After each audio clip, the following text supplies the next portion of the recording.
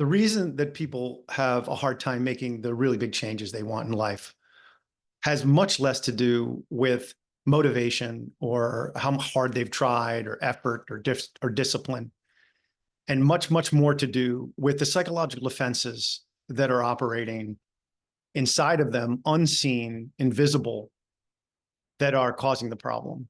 In thousands of hours of coaching and therapy, I've found repeatedly that it is these psychological defenses that are hidden from the client that are causing the problem of the change process. And it's very frustrating because the person will start a change process. Maybe it's a career change or a relationship change or some other big change they want. They're at a crossroads in their life, and they just haven't been able to get through that crossroads. And they'll start out on it with all good intention, with motivation and discipline, and the process will be derailed or stopped. And that's discouraging for them. Sometimes they not only will it delay the change process, they'll completely quit the change process.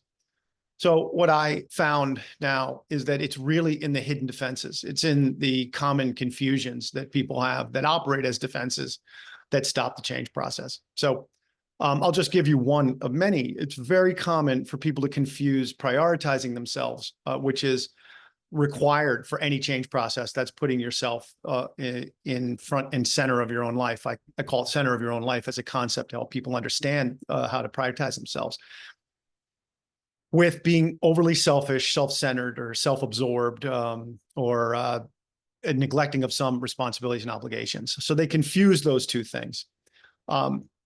And this will absolutely stop the change process. So person will go out with best intention. Let's say they've always wanted to write a book. And of course, if you're going to write a book, you have to set aside time to do it.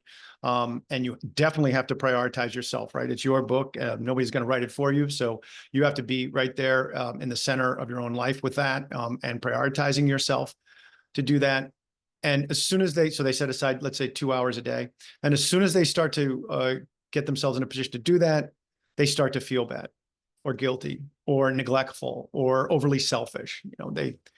They somehow convince themselves that writing a book isn't practical enough. That's one common confusion that people have in relationship to it. They should be out making money, or they should be spending more time with their family, or they should be working harder in their job or something like that. So what they do is they take that little piece of confusion, prioritizing yourself, centering yourself to accomplish a task, and they automatically equate it with some moral problem inside themselves. They're doing something wrong. And this will completely stop the change process. And sometimes it's happening so automatically that they barely notice it. They just feel bad and they distract themselves, and they never actually get to write their book. But what they don't realize, and this is what's deeply unconscious, is that is absolutely ridiculous. There's absolutely no connection there at all. As a matter of fact, if you centered your life and prioritized yourself and wrote that book you wanted, who knows what would happen in your life and who you'd become and how much of a better person you'd be. It has nothing to do with being a bad person or reasons of moral problem, or the fact that you neglect responsibilities and obligations that you have in your life that you want. So clear this confusion up immediately. This is something I do with clients right away. And see that prioritizing yourself, centering yourself in your own life, and getting the things that you want for yourself, okay, is not a problem of your personality. It is not some neglect or reason to feel guilty.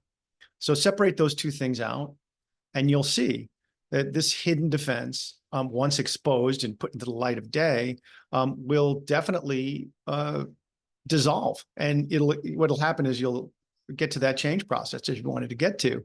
Your efforts and your motivations will be put to good use. Because you won't have this invisible stumbling block. So give this one a try, and I hope you found it helpful.